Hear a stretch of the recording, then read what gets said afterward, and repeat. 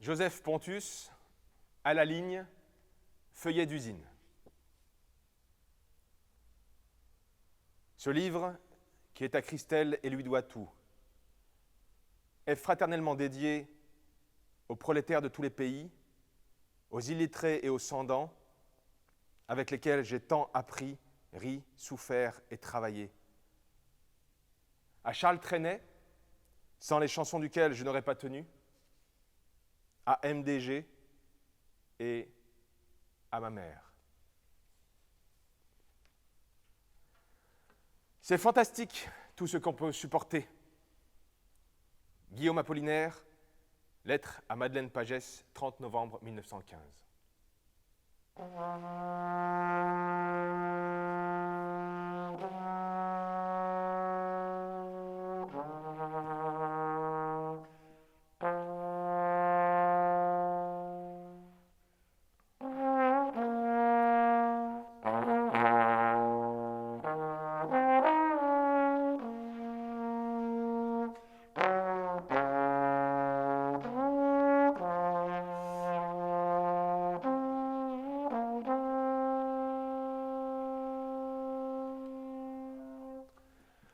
En entrant à l'usine, bien sûr, j'imaginais l'odeur, le froid, le transport de charges lourdes, la pénibilité, les conditions de travail, la chaîne, l'esclavage moderne. Je n'y allais pas pour faire un reportage, encore moins pour préparer la révolution. Non, l'usine, c'est pour les sous. Un boulot alimentaire, comme on dit. Parce que mon épouse en a marre de me voir traîner dans le canapé en attente d'une embauche dans mon secteur. Alors c'est l'agroalimentaire. L'agro, comme ils disent. Une usine bretonne de production et de transformation et de cuisson et de tout ça, de poissons et de crevettes. Je n'y vais pas pour écrire, mais pour les sous. À l'agence d'intérim, on me demande quand je peux commencer. Je sors ma vanne habituelle, littéraire et convenue. Eh bien, demain dès l'aube, à l'heure où blanchit la campagne.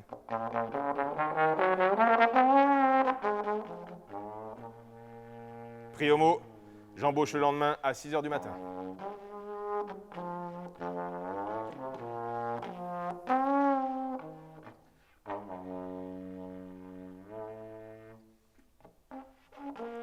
Au fil des heures et des jours, le besoin d'écrire s'incruste tenace comme une arête dans la gorge. Non le glauque de l'usine, mais sa paradoxale beauté. Sur ma ligne de production, je pense souvent à une parabole que Claudel, je crois, a écrite. Sur le passage de Paris à Chartres, un homme fait le pèlerinage et croise un travailleur affairé à casser des pierres. Que faites-vous ? Mon boulot. Casser des cailloux, de la merde. J'ai plus d'eau, un truc de chien devrait pas être permis, autant crever. Des kilomètres plus loin, un deuxième, occupé au même chantier, même question. Je bosse, j'ai une famille à nourrir, c'est un peu dur. C'est comme ça et c'est déjà bien d'avoir du boulot. C'est le principal. Plus loin, avant Chartres, un troisième homme, visage radieux. Que faites-vous ? Je construis une cathédrale. Puissent mes crevettes et mes poissons être mes pierres.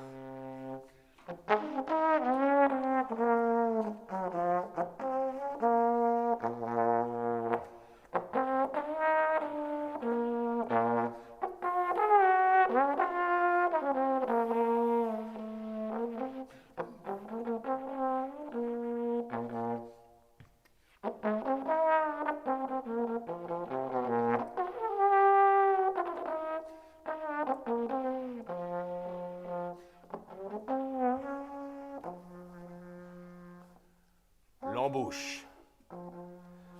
Ce ne peut être que cet immense couloir blanc, froid, au début duquel sont les pointeuses autour desquelles on se presse la nuit à l'heure de l'embauche.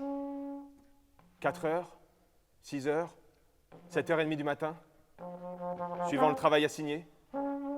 Le dépotage, soit les caisses de poissons à vider.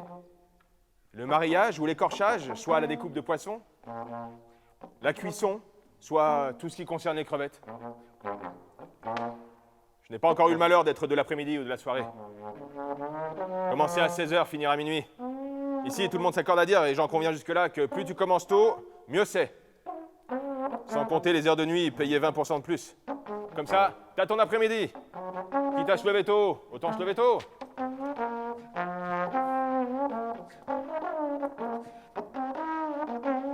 Mon cul. Tes 8 heures de boulot, c'est 8 heures de boulot à quelque heure de la journée. Et puis quand tu rentres, à la débauche, tu rentres, tu zones, tu comates, tu penses déjà à l'heure qu'il faudra mettre sur le réveil. Peu importe l'heure, il sera toujours trop tôt. Après le sommeil de plomb, les clopes et le café du réveil avalés, à l'usine, l'attaque est directe. C'est comme s'il n'y avait pas de transition avec le monde de la nuit. Tu re-rentres dans un rêve, ou un cauchemar. La lumière des néons, les gestes automatiques, les pensées qui vagabondent, dans un demi-sommeil de réveil, tirer, tracter, trier, porter, soulever, peser, ranger, comme lorsque le fan dort. Et même pas chercher à savoir pourquoi ses gestes et ses pensées s'entremêlent. À la ligne. C'est toujours s'étonner qu'il fasse jour à l'heure de la pause, quand on peut sortir fumer et boire un café.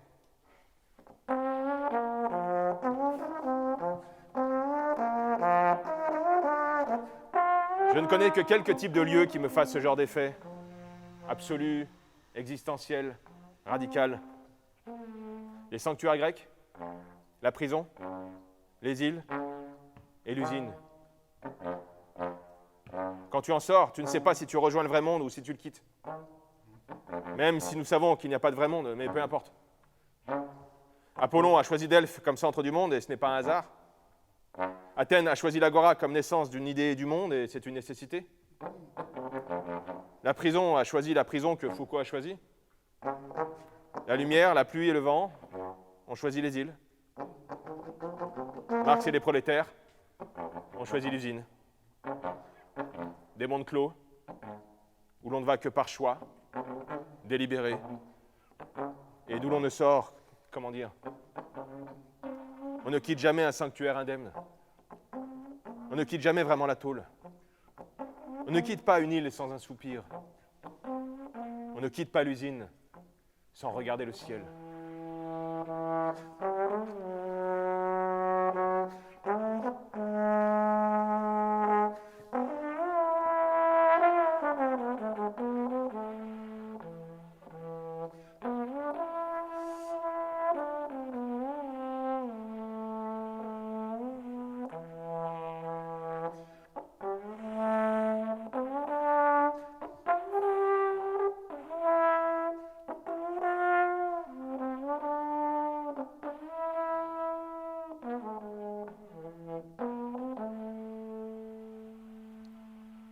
La débauche.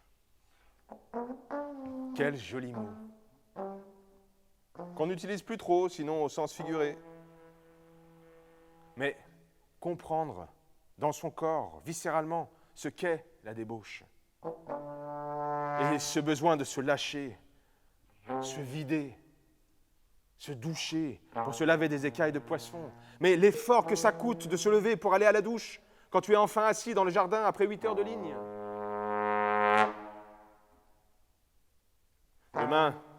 Demain, en tant qu'intérimaire, l'embauche n'est jamais sûre. Les contrats courent sur 2 jours, 1 semaine tout au plus. Ce n'est pas du Zola, mais on pourrait y croire. On aimerait l'écrire, le 19e siècle, et l'époque des ouvriers héroïques. On est au 21e siècle. J'espère l'embauche. J'attends la débauche. J'attends l'embauche. J'espère. Attendre et espérer. Je me rends compte qu'il s'agit des derniers mots de Monte Cristo, ce bon Dumas. Mon ami, le conte ne vient-il pas de nous dire que l'humaine sagesse était tout entière dans ces 2 mots, attendre et espérer?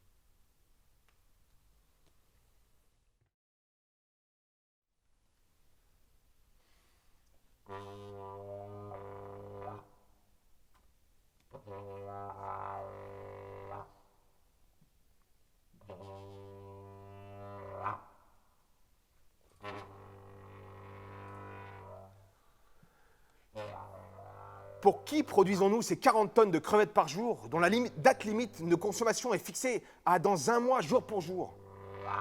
60 millions de Français mangeraient donc 40 tonnes de crevettes quotidiennement? L'usine ne saurait pourtant fonctionner à perte. L'usine fut détruite il y a 4 ans et reconstruite en 364 jours selon le délai légal des assurances.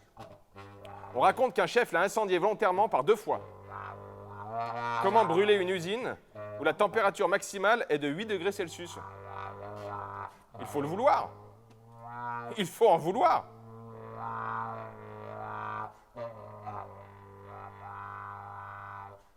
À quoi pensent mes collègues opérateurs de production en triant leurs crevettes?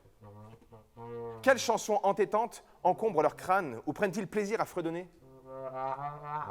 J'entends parfois à travers les bouchons d'oreilles et le bruit sourd de l'usine monter du Balavoine, du Christophe Maé se demandant où est le bonheur, du Véronique Sanson, des gens populaires.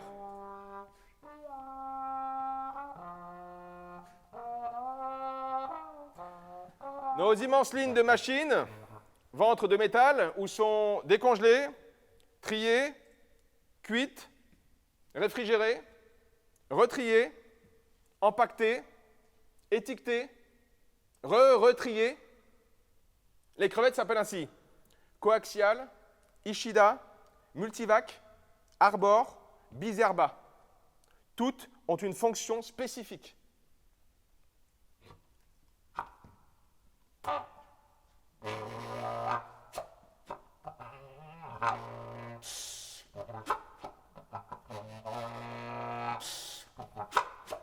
Ces machines énormes, par qui et où sont-elles produites? Sont-ce d'autres machines qui elles-mêmes les fabriquent? Dans ce cas, quelles sont les usines qui fabriquent les machines pour notre usine? Et dès lors, quelles seraient les usines où les machines fabriqueraient des machines servant à fabriquer des machines pour notre usine?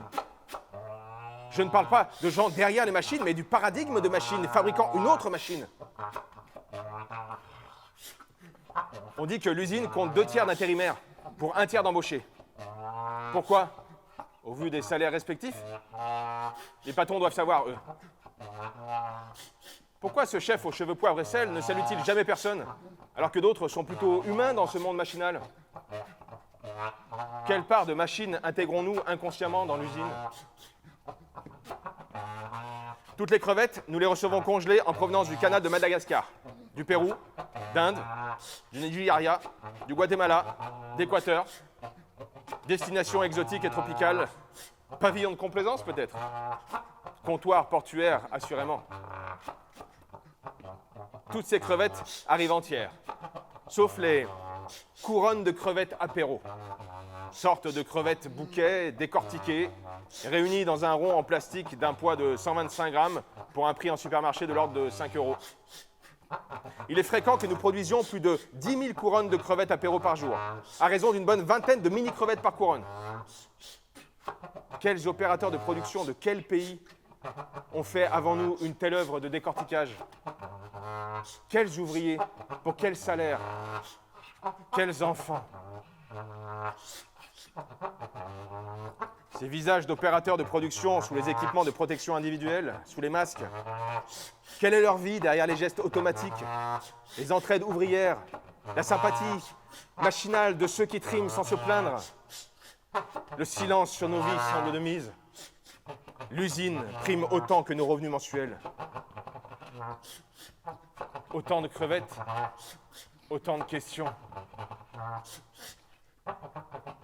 Demain, ô mes tonneaux des Danaïdes, comme disait l'Apollinaire, puis sans fond de la 40aine de tonnes de crevettes quotidiennes, je reprends mon usine, je retourne aux crevettes, dans le simple rudoiement de ceux qui n'ont que leurs bras à vendre, leur paix à lâcher, leurs blagues de cul à 6 h du matin, quoi qu'ils chantent, qu'ils se posent ou non des questions existentielles en triant leurs crevettes.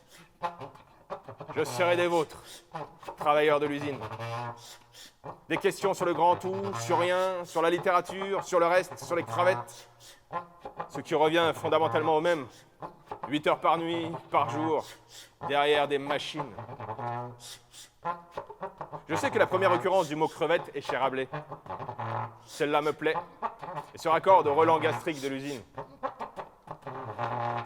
Sortir de l'usine, le soleil et la chaleur qu'il y en a, fumer, rentrer, boire, baiser, pleurer, rire, vivre sa vie ailleurs qu'à la crevette, dormir, mettre le réveil, dormir d'un sommeil de plomb, demain, retourner à la crevette.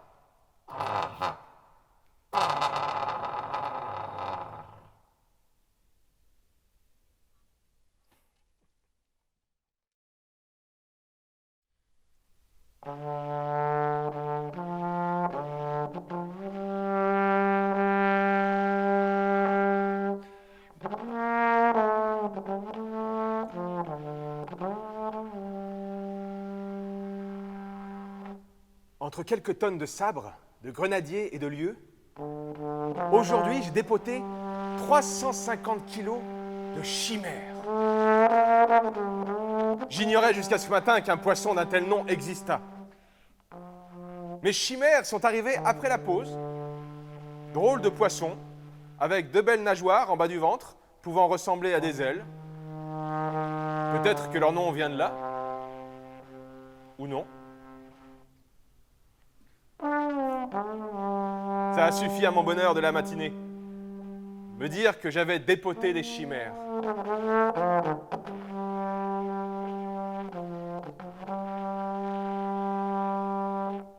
Ce 31 après-midi, je passe à l'agence d'intérim. Récupérer mon acompte. Vu que nous sommes réglementairement payés le 11 du mois suivant, l'acompte s'élève au maximum à 75% du temps travaillé. Les ressources humaines de l'usine n'ont pas encore validé mes horaires de ma dernière semaine de travail, soit payé 50% de ce que j'escompte.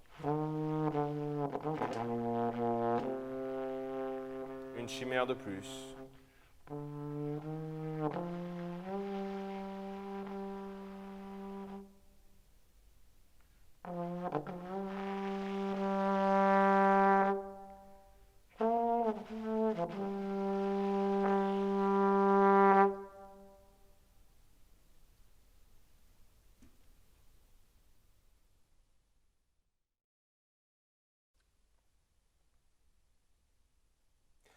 Ça a débuté comme ça.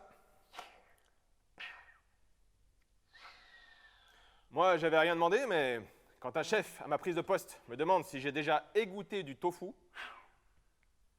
quand je vois le nombre de palettes et de palettes et de palettes que je vais avoir à égoutter, seul, et que je sais par avance que ce chantier m'occupera toute la nuit, égoutter du tofu. Je me répète les mots sans trop y croire. Je vais égoutter du tofu cette nuit. Toute la nuit, je serai un égoutteur de tofu. Je me dis que je vais vivre une expérience parallèle dans un monde déjà parallèle qu'est l'usine. Je pose le cadre. Il est 14h30. Je sors de ma nuit m'étant couché vers 8h.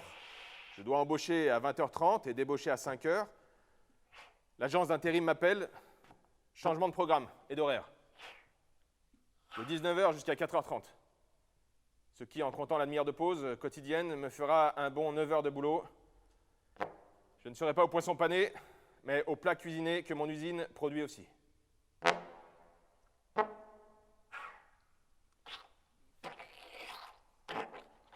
Je commence à travailler. J'égoutte du tofu. Je me répète cette phrase comme un mantra, presque comme une formule magique, sacramentelle, un mot de passe, une sorte de résumé de la vanité de l'existence, du travail, du monde entier, de l'usine. Je me marre. J'essaie de chantonner dans ma tête « Il y a de la joie, du bon traînet » pour me motiver. Je pense au fameux vers de Shakespeare, où le monde est une scène dont nous ne sommes que les mauvais acteurs. Je pense être un camoulox vivant. Je chante du traîner en égouttant du tofu. Hélas, non, vous reculez de 3 poissons panés. Je pense que le tofu, c'est dégueulasse, et que s'il n'y avait pas de végétarien, je ne me collerais pas à ce chantier de fou de tofu. J'échafaude des contrepaix qui me semblent bien sonnés. Égoutteur de tofu et fauteur de dégoût. Les gestes commencent à devenir machinaux. Cutter, ouvrez le carton de 20 kg de tofu, mettre les sachets de 3 kg environ chaque sur ma table de travail. Cutter, ouvrir les sachets, mettre le tofu à la verticale sur un genre de passoire horizontale en inox d'où tombe le liquide saumâtre. Laissez le tofu s'égoutter un certain temps.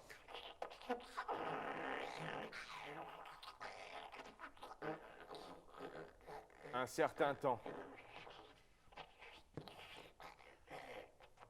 Comme aurait dit Fernand Reynaud pour son fût du canon. Qui se souvient encore de Fernand Reynaud et de ses sketchs qui semblent aujourd'hui si datés? J'essaie de me souvenir des sketchs de Fernand Reynaud en égouttant du tofu. Le 22 à Agnières, la chemise lilas, pourquoi tu tousses? Le fût du canon. Je me souviens que ma grand-mère adorait me les montrer à la télé quand j'étais gamin. Je repense à elle qui me manque.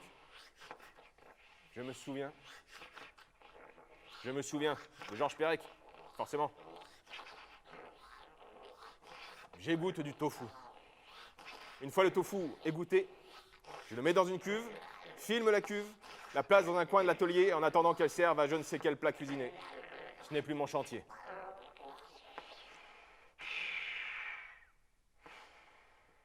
De temps en temps, les grands sacs où j'entrepose mes déchets carton et sachets plastiques, je les emporte aux poubelles extérieures avec un transpalette.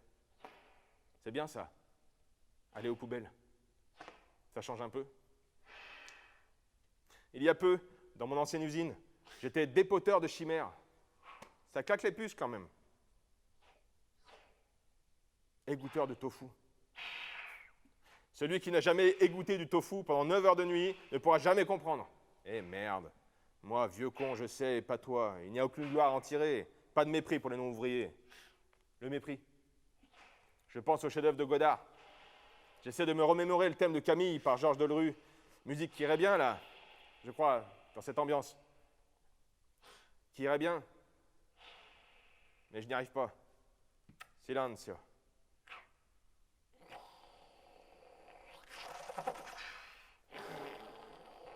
Les heures passent, ne passent pas. Je suis perdu. Je suis dans un état de demi-sommeil extatique, de veille paradoxale presque, comme lorsque l'on s'endort et que les pensées vagabondent au gré du travail de l'inconscient. Mais je ne rêve pas. Je ne cauchemarde pas. Je ne m'endors pas. Je travaille. J'égoutte du tofu. Je me répète cette phrase comme un mantra. Je recherche le contrepaix que j'avais trouvé tout à l'heure, mais ne le trouve plus. Je me dis qu'il faut avoir une sacrée foi dans la paix, qui finira bien par tomber. Dans l'amour de l'absurde, ou dans la littérature, pour continuer. Il faut continuer. Égoutter du tofu. De temps à autre, aller aux poubelles. La pause arrive à 1h10 du matin. Elle sera jusqu'à 1h40. Je ne sais pas si c'est légal d'avoir une pause plus de 6 heures après sa prise de poste, mais je m'en fous. Il restera 3 heures d'égouttage de tofu.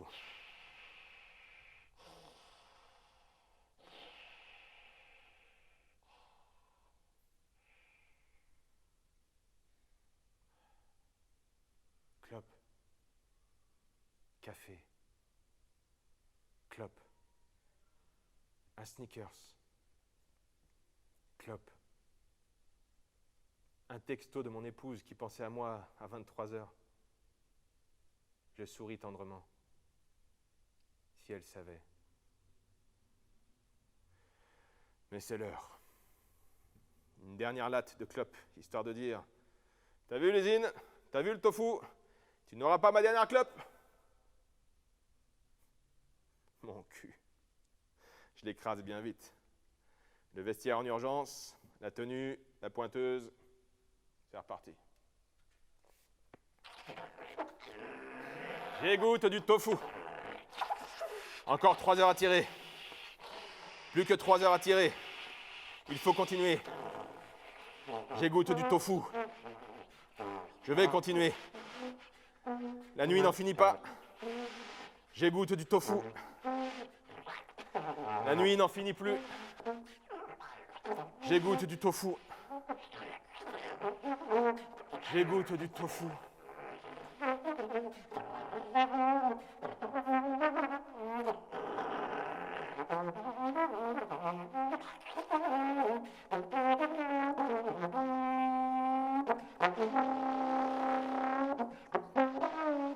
C'est fantastique, tout ce qu'on peut supporter.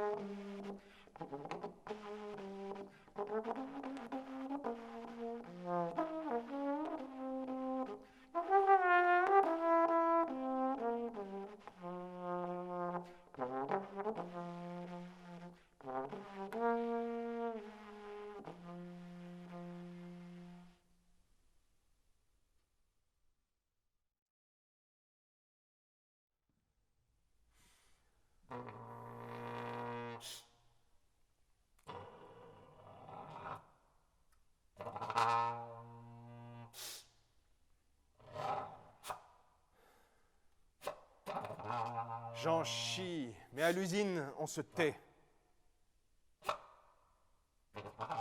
C'est le week-end. Je ne sais pas dormir. À cette heure-ci, je devrais être sur ma ligne. Il devrait me rester 2 heures de boulot. 2 heures de boulot de merde. De chaîne, de ligne. C'est le week-end. Je devrais reconstituer ma force de travail, c'est-à-dire me reposer, dormir, vivre, ailleurs qu'à l'usine. Mais elle me bouffe, cette salope. Je viens de sortir fumer ma clope à la maison. Je retrouve les gestes machinaux de la nuit à la pause. Tirer vite fait et allumer un mégot au mégot de l'autre. Je reprends après-demain. C'est comme si c'était demain. Commencer à préparer son rythme de sommeil, son rythme de vie que l'usine impose. Il faut y aller. Il faut dormir. Il faut.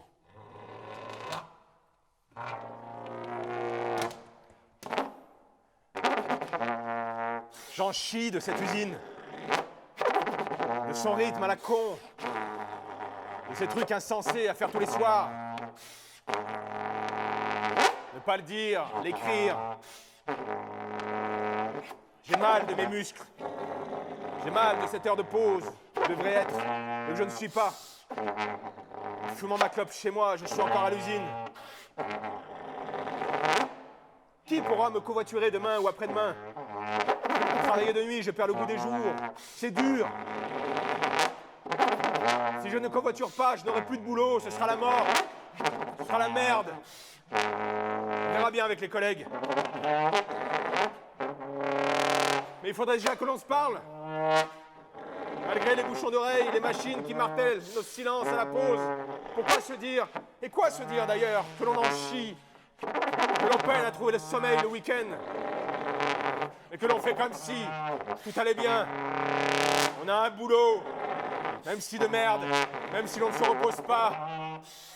On gagne des sous. Et l'usine nous bouffera. Et nous bouffe déjà. Mais ça, on ne le dit pas. Car à l'usine, c'est comme chez Brel. Monsieur, on ne dit pas. On ne dit pas.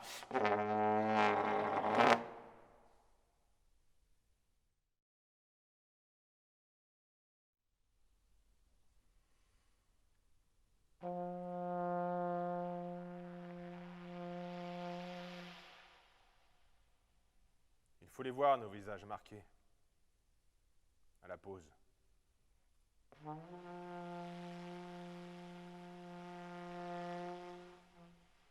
Les traits tirés, le regard perdu, rivé au loin de la fumée des cigarettes.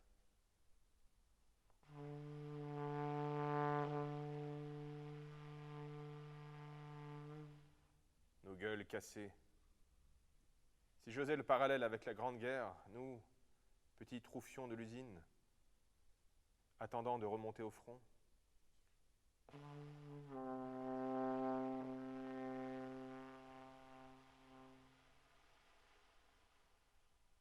Ou plutôt mercenaires, non plus des Marie-Louise, des conscrits de l'année, mais de vagues engagés volontaires dans une guerre contre la machine.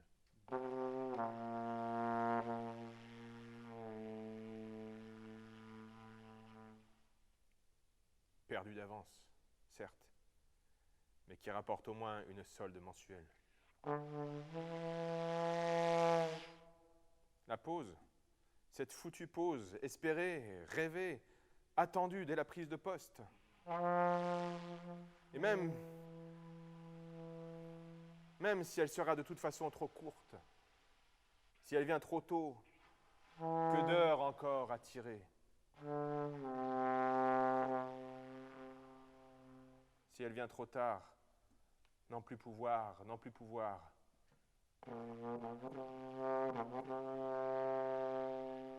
Elle sera.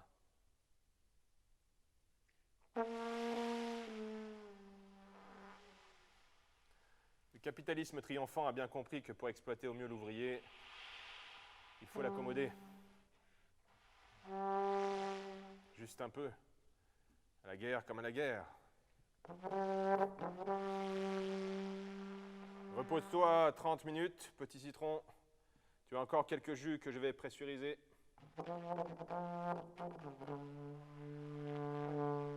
30 minutes. C'est tout dire. La pointeuse est évidemment avant ou après le vestiaire, suivant que l'on quitte ou prenne son poste, c'est-à-dire au moins 4 minutes de perdu, en se changeant au plus vite, le temps d'aller à la salle commune chercher un café, les couloirs, les escaliers qui ne semblent jamais en finir, le temps perdu. Cher Marcel, je l'ai trouvé, celui que tu recherchais. Viens à l'usine, je te montrerai vite fait le temps perdu. Tu n'auras plus besoin d'en tartiner autant.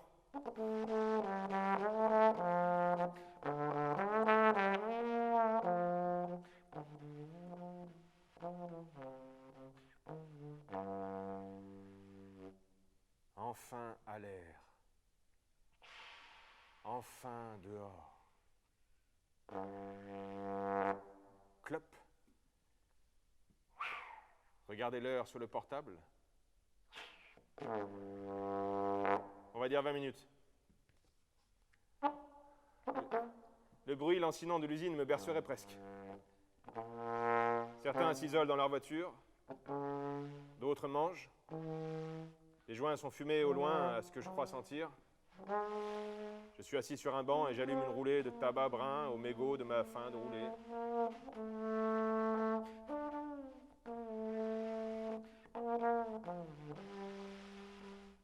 Regardez l'heure.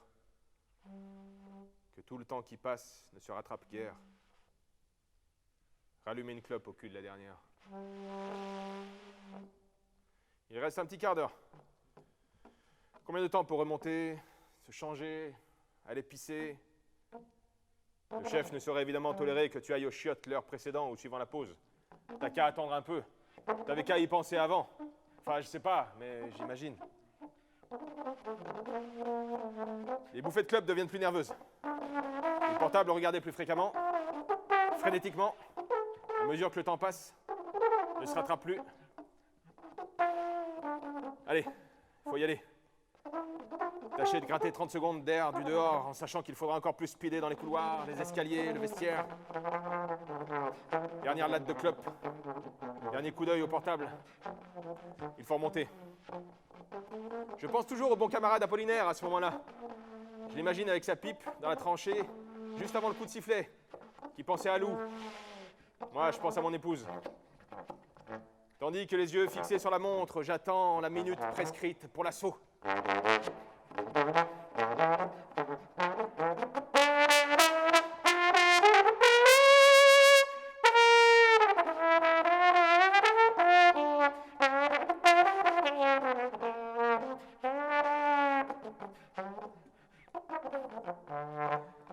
C'est fantastique, tout ce qu'on peut supporter.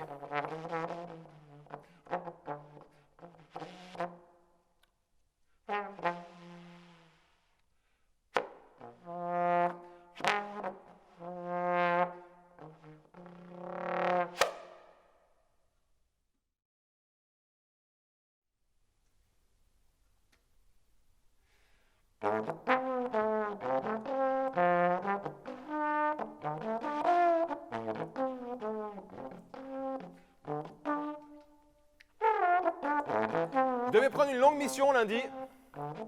2 mois au bulot. Le coquillage le plus con qui soit au monde. 2 mois de boulot.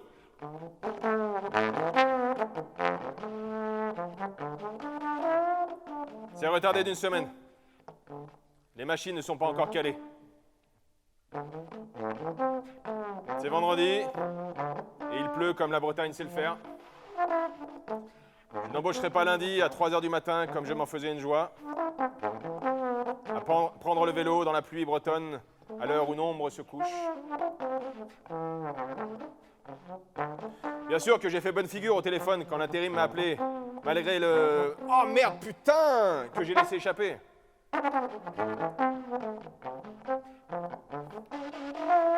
Le week-end n'a plus le même goût.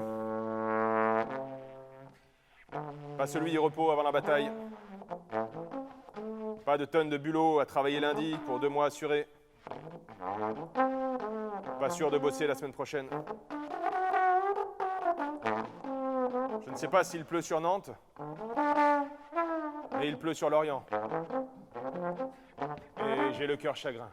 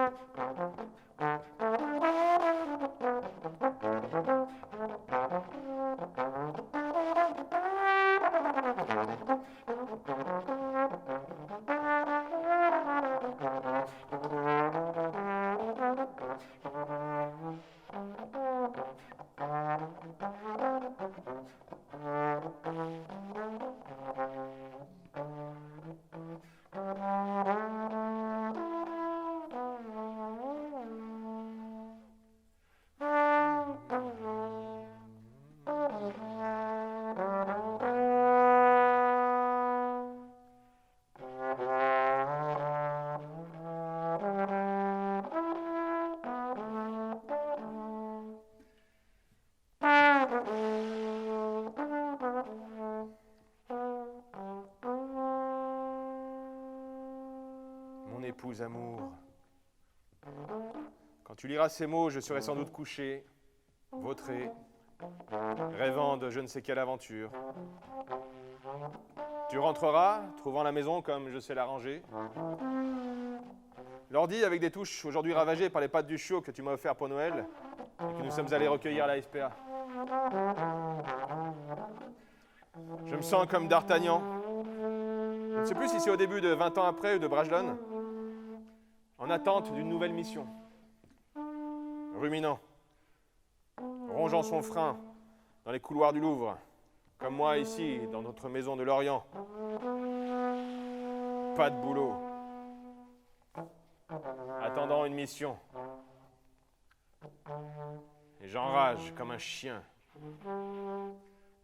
Et je pleure de ces journées de merde, sans boulot, sans usine. Aujourd'hui, j'ai vu sur le site de Pôle emploi une annonce pour être éducateur sur un bateau. J'ai postulé, évidemment. Je me suis prévalu de mon expérience aux crevettes et aux poissons. même si ça ne sert à rien. J'espère bosser sur ce bateau ou à l'usine, ramener des sous. J'attends le taf. J'attends le départ ou l'arrivée du bateau. Je t'attends.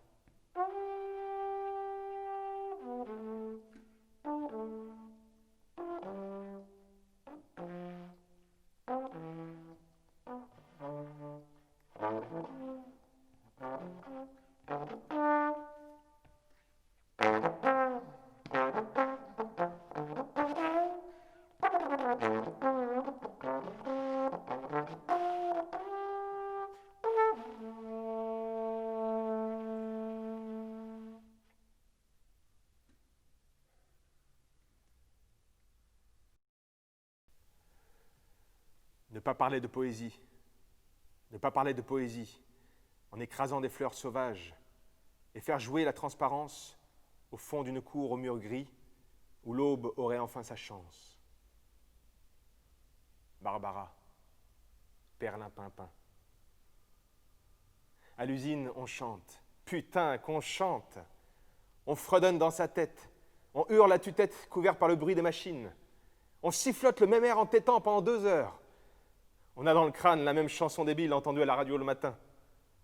C'est le plus beau passe-temps qui soit. Et ça aide à tenir le coup, penser à autre chose, aux paroles oubliées, et à se mettre en joie. Quand je ne sais que chanter, j'en reviens aux fondamentaux. L'international, le temps des cerises, la semaine sanglante. Traîner, toujours traîner, et encore. Le grand Charles, sans qui nous serions tous des comptables, comme disait Brel. Traîner, qui met la joie, qui me fait sourire à mon épouse quand j'ai ta main dans ma main. Et puis, la folle complainte reste quand même la plus belle chanson de tous les temps. Ou Ménilmontant, l'âme des poètes, que je les cite. Reggiani, évidemment, Daniel d'Arc, Nougaro, Brel, Fersen, Fréhel et la Môme, Vian, Jonas, les frères Jacques, ou Bachung, les Vampas, Ferrat, Bourville, Stromae, NTM, Anne Sylvestre et toujours Le Prest et Barbara. Mais Trenet me sauve le travail et la vie tous les jours que l'usine fait. Sans lui, sans son absolu génie, je suis sûr que je n'aurais pas tenu, que je ne tiendrais pas. Et aussi vrai que Barbara m'a rendu l'espoir en écoutant Le Mal de vivre un soir, il y a longtemps, où tout était si noir à en vouloir crever. C'est toi, Charles, comme un immense charlot qui rend supportable l'enfer des temps modernes. Ce sont tes géniales ritournelles abracadabrantes qui poussent mes carcasses, qui aident à supporter la douleur et attendre l'heure de la pause, puis celle de la débauche. C'est la java du diable quand rien ne va. C'est le piano de la plage quand j'espère du beau. C'est le revenant que je suis tous les matins au turbin. C'est mes jeunes années d'avant l'usine. C'est ma folle complainte que je ne cesse d'écrire. Pour beaucoup, dont je suis, du populaire. Sanson, Souchon, Julien Clerc, Jodassin, Vanessa Paradis, Clo-Clo, Sardou, Pierre Bachelet, Julien Doré, Michel Delpech, Bruel, Cabrel, Goldman, Calogero qui joue de la musique, et ce bon vieux Pierrot Perret. Pour tous, des chansons à boire, des chansons paillardes, et que la bite à Dudule titille le curé de Camaret, pendant que Fanchon, dont la marraine reste toujours bretonne, cherche le petit vin blanc du côté de Nogent. Sauf les jours sans. L'autre jour, à la pause, j'entends une ouvrière dire à un de ses collègues « Tu te rends compte, aujourd'hui, c'est tellement speed que j'ai même pas le temps de chanter. » Je crois que c'est une des phrases les plus belles, les plus vraies et les plus dures qui ait jamais été dite sur la condition ouvrière. Ces moments où c'est tellement indicible que l'on n'a même pas le temps de chanter. Juste voir la chaîne qui avance sans fin, l'angoisse qui monte, l'inéluctable de la machine, et devoir continuer coûte que coûte la production alors que même pas le temps de chanter. Et diable qu'il y a des jours sans. Ne plus parler de poésie, ne plus parler de poésie. mais laisser vivre les fleurs sauvages et faire jouer la transparence au fond d'une cour au mur gris où l'aube aurait enfin sa chance. Finir sur ce qu'on dirait un haïku d'automne ou de printemps. Plus de poésie, juste des fleurs sauvages, la transparence de printemps.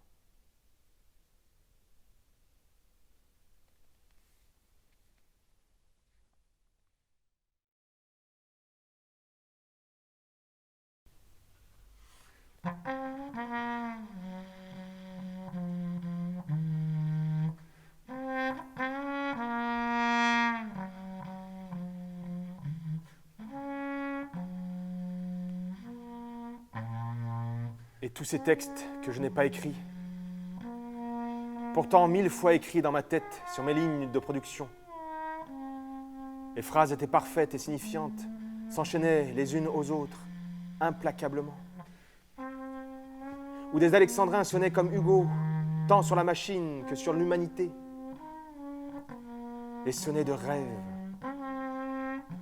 J'avais même dû réussir à faire rimer abattoir et foutoir, crevette et esperluette, usine et mélusine. Mais, à peine rentré, ivre de fatigue et de quelques verres du retour du boulot, tout s'oublie. Devant l'étendue du quotidien, il n'y a plus que l'ivresse du repos et des tâches à faire. Un texte, c'est 2 heures. 2 heures volées au repos, au repas, à la douche et à la balade du chien. J'ai tant écrit dans ma tête, puis oublié. Des phrases parfaites qui figuraient, qui étaient mon travail.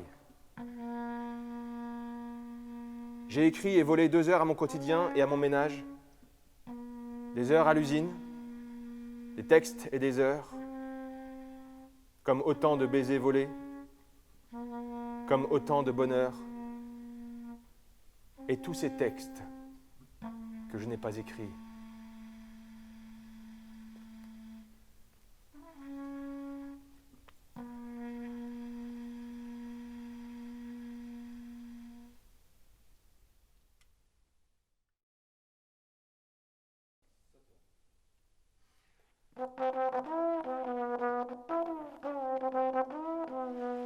Mon épouse Amour. Il y a ce poème d'Apollinaire au tranché qui m'obsède par sa beauté et sa justesse. Il y a cette chanson de Vanessa Paradis qui fut la 2e à ouvrir le bal de notre mariage que j'ai fredonné toute la journée. Il y a un vaisseau qui a emporté ma bien-aimée, il y a dans le ciel 6 saucisses, et la nuit venant, on dirait des asticots dont naîtraient les étoiles. Il y a un sous-marin ennemi qui en voulait à mon amour. Il y a la, si l'on prenait le temps, si l'on prenait le temps. Il y a la littérature, le manque d'élan, l'inertie, le mouvement. Il y a ton anniversaire en ce jeudi saint. Il y a ce cadeau à t'écrire. Il y a des gamins vénézuéliens ou malgaches qui préparent des couronnes de crevettes surgelées. Il y a Pierre qui aura renié par 3 fois Jésus cette nuit avant le chant du coq, mais il jure encore à son maître que non. Il y a des fleurs et un paquet de ta belle-mère qui attendent ton retour. Il y a toujours dans une liste dont j'essaie de me souvenir et qu'il me faut passer le temps, un poète de la Pléiade dont j'oublie le nom. Pierre de Ronsard, Joachim du Bellay, Étienne Jodel, Antoine de Baïf, Rémi Bello, Pontus de Thiard. Il y a l'usine de poissons panés qui tourne sans fin en 3/8, et des hommes et des femmes là-dedans qui attendent déjà la relève qui arrivera à 20h précises. Il y a notre amour. Il y a Pontus de Thiard, qui est mon ancêtre, et dont 2 vers s'accordent si bien avec ses feuillets d'usine, qu'incessamment, en toute humilité, ma langue honore et mon esprit contemple. Il y a notre chien Poc-Poc, qui sieste paisiblement sur le canapé après notre balade. Il y a la flemme de faire à manger, pas de place pour se garer près de la boulangerie, pour acheter le pain du sandwich, et du coup, ce sera jambon et livaro sans pain. Il y a ce faux filet frites sauce béarnaise que j'ai mangé à midi à la cantine avec une badoie pour 4,85 € de retenue sur mon salaire. Il y a des gens qui, à cette heure, mangent des poissons panés, des crevettes ou des steaks sans imaginer. Il y a qu'en sachant, je mange des steaks. Il y a que tout cela est assez macabre et devant une aussi horrible évocation, je ne sais qu'ajouter. Il y a que nous ne nous verrons pas pour ton jour de fête, mais demain, pour un week-end de 3 jours et demi. Il y a le chœur final de la Passion selon Matthieu de Bach que j'écoute en t'écrivant ces mots. Il y a du pain rassis que je viens de retrouver pour me faire un petit sandwich. Il y a mes ongles sales, mon corps puant que je ne sens même plus et la douche que je n'ai pas encore prise.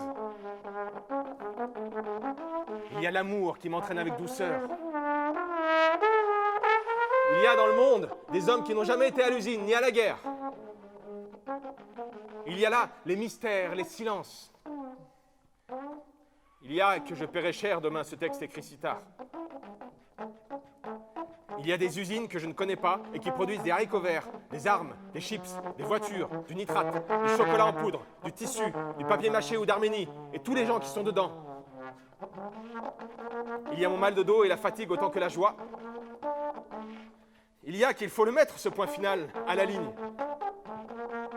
Il y a ce cadeau d'anniversaire que je finis de t'écrire.